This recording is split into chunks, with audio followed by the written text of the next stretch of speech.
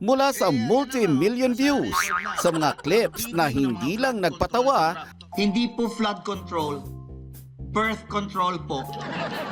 nag-raise pa ng awareness. Ang panibago at certified trending na karakter ni Kapuso comedy genius Michael V sa longest running gag show na Bubble Gang, si Shala Dismaya. Hindi po kami contractors. Construction po ang business namin. Magbabalik. Walang kupas nga ang atake ni Michael V bilang si Shala. Kasabayan pa sina Matt Lozano at Senator Espada at Betong Sumaya at Senator Marcolecta. Yung Rolls Royce, gusto mo raw dahil may libreng tayo. Huwag ka magsisinungaling, umaming ka. Hindi po totoo yan, Your Honor. What do you mean na hindi totoo? Kitang-kita doon sa interview niyo.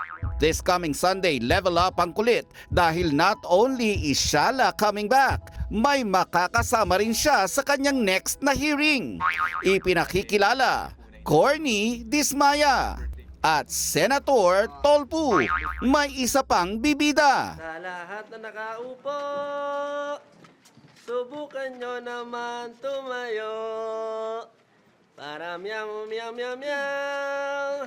Naniniwala ako sa freedom of speech kaya gagawin ko anong gusto kong gawin. Si Kong Kikoy.